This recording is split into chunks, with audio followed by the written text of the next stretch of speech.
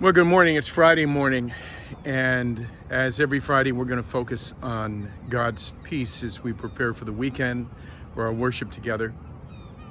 Did you know that there are two kinds of peace that come from God? The first is peace with God, peace in your relationship with God, because you're a sinner and God is holy, and so therefore there can be no peace. The sinner is constantly at war with a holy God because of sin, and there's a wall of separation between the sinner and God. That wall is removed when Jesus becomes your Savior, and because of what he did on the cross,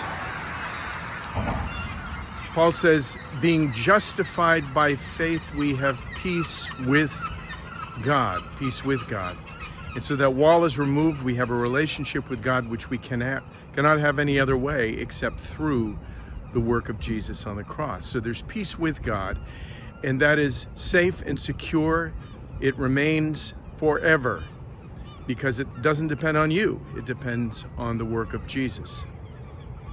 So there's the peace with God, and then second, there's the peace of God. And that is a daily struggle. It's facing every day in your life, every situation, every circumstance that can steal away your peace, and facing it with faith and believing that God is in control. So that's a daily struggle. It reminds me of that story of the disciples when one evening Jesus brought them into a boat to go to the other side of a lake.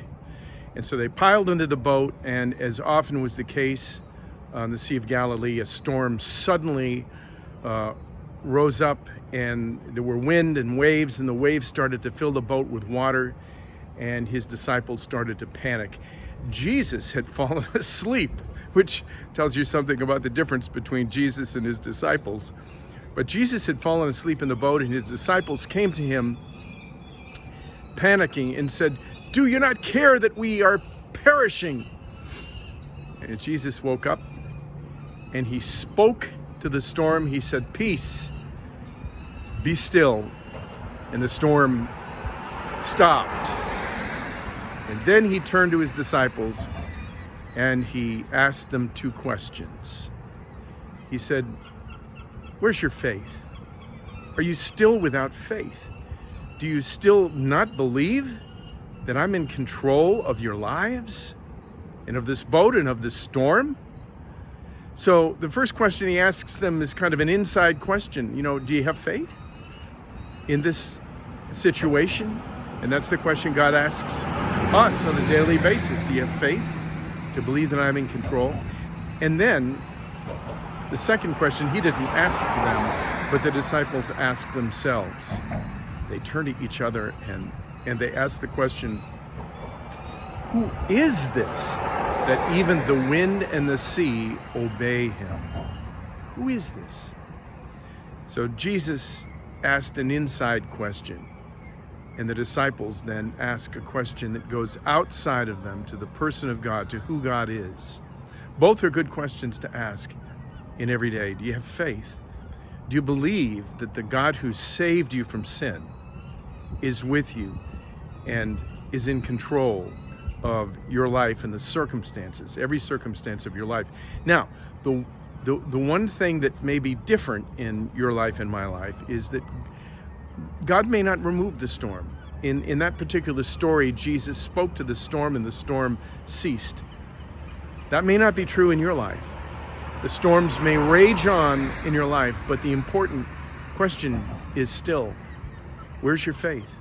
Do you believe that God is with you in this storm, that he has control over it? And then the second question is a good reminder.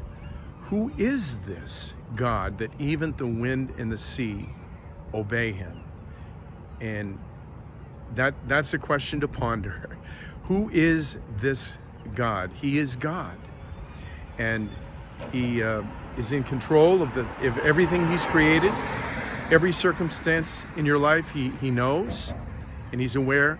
And so the only responsibility you and I have is to return to our faith and to believe by faith that he's with us, that he has control over whatever storm comes your way, and we will have peace. The peace that Jesus left to his disciples when he says, "My peace I leave with you, my peace I give to you." That is the peace with God. So, have a wonderful Friday. Look forward to worship on Sunday together outside. Bye-bye.